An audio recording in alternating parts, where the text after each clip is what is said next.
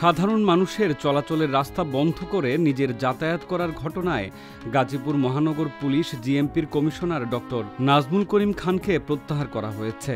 সোমবার ১ সেপ্টেম্বর রাতে পুলিশ সদর দপ্তরের পার্সোনেল ম্যানেজমেন্ট ১ শাখার দায়িত্বপ্রাপ্ত অতিরিক্ত ডিআইজি শরীফউদ্দিন স্বাক্ষরিত এক আদেশে এই তথ্য জানানো হয়।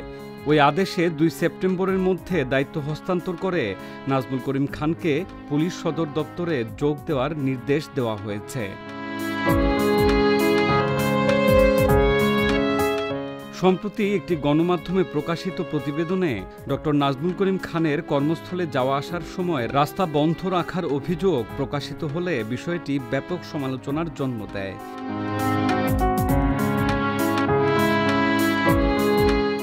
এর পরিপ্রেক্ষিতে তাকে কারণ দর্শানোর নোটিশও দেওয়া হয়েছিল বলে জানিয়েছেন স্বরাষ্ট্র উপদেষ্টা মোহাম্মদ জাহাঙ্গীর আলম চৌধুরী।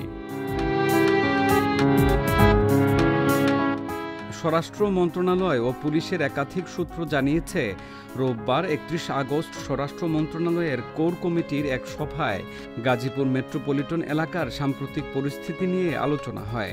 সভায় উপস্থিত একটি গোয়েন্দা প্রতিবেদনের ভিত্তিতে কমিশনারকে প্রত্যাহারের সিদ্ধান্ত নেওয়া হয়।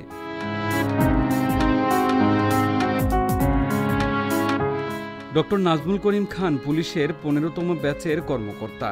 তিনি বাংলাদেশ পুলিশ সার্ভিস অ্যাসোসিয়েশনের সভাপতি হিসেবেও দায়িত্ব পালন করেছেন।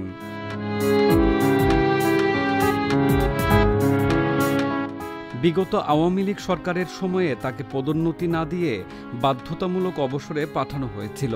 তবে সরকারের পতনের পর পুনরায় আবেদন করে চাকরিতে ফিরে আসেন এবং ডিআইজি পদে পদোন্নতি পান।